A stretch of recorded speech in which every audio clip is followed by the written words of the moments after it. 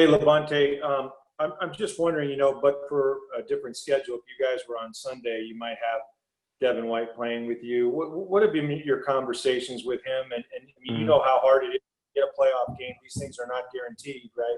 So just where is he at right now? Yeah, I mean, I'm talking to him here and there, just trying to keep his spirits up. Just telling him, do what he's supposed to do, and just be ready whenever he comes back.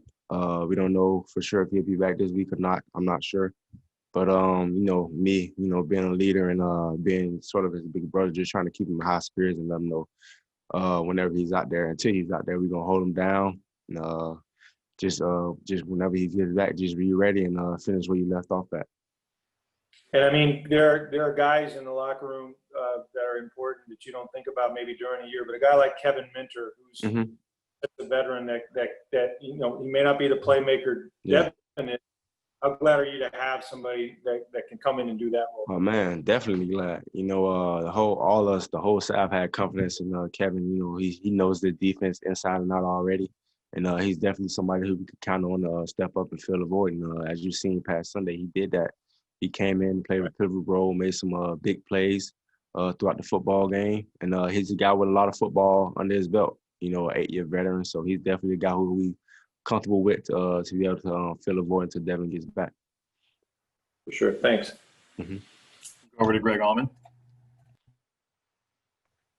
Hey, Lavonte, for you guys that have waited so long for this playoff game, as long as it's been coming for you guys, how do you balance the excitement of that with not wanting to get too emotional, too excited, and to treat this, if you can, like a normal game in the way you've treated other games this year? I mean, obviously, this can't be a normal game because it's sudden death basically. You lose, you out, and you win, you keep on moving forward. So our whole mindset is just focus on us, and overlook everything that happened, and forget about everything that happened in the past 17 weeks. It's a new start. No matter teams' records, no matter how they got here, they're here. So they're gonna give you their best, and we should put our best out there.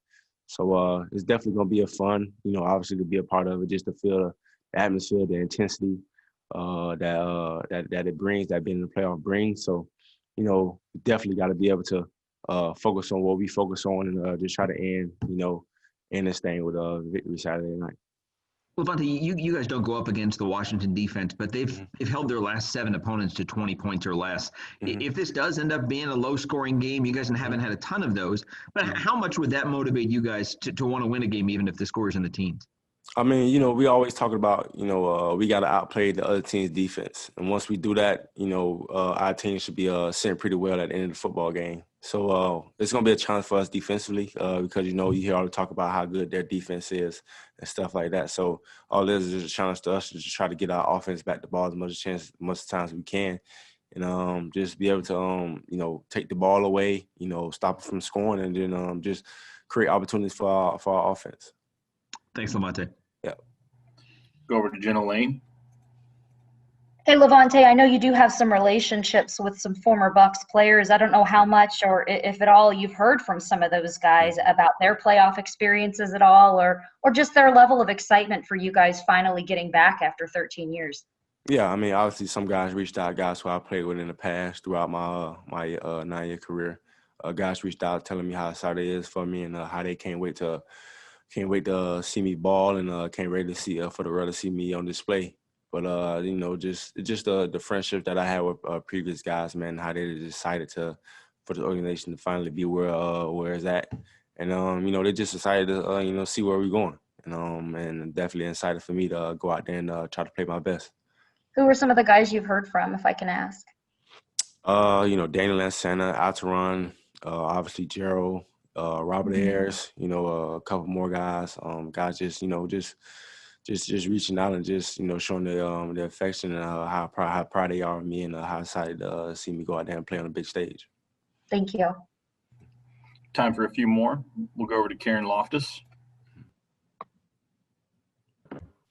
Hey, Lavonte, I know you spoke to it when you guys actually made the playoffs, like what this means to you to finally make the postseason. But now that we are here and you guys are preparing for the playoff game, can you speak to what this is like for you this week now that you guys are preparing for your first playoff game as opposed to cleaning out your lockers this week? Oh man, it means a lot. It's huge. You know, the past 8 years I haven't been in this position. I've been in a position where, you know, obviously I was, you know, having my exit meeting, getting ready to head on to what I got to do in the off season. But it's different now. And you know, I kind of joked around about it, you know, a little bit or whatever after the game. But you know, it's different now. And this is what I'm here for, you know, to be able to compete in the tournament, you know, and it's finally here. Now I gotta do what I have to do. The team has to do what we have to do to continue to survive in it.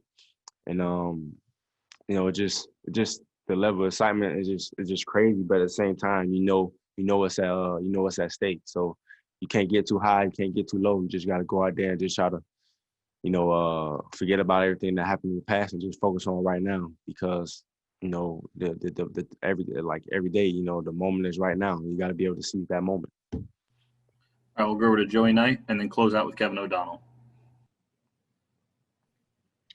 Lavonte, Coach said earlier in the season when you went to these stadiums with no fans, it was tough to create your own energy. That's obviously not a concern now. I mean, it's the playoffs. You guys are going to be amped up. But early on, why was it a struggle to create your own energy? What was tough about that? I'm not really sure. I can't really put my finger on it. You know, it's just something that, you know, guys got to have in themselves. You know, you just got to be able to be out there and go get ready to play. You know, whatever you do to get yourself ready to play, that's what you do.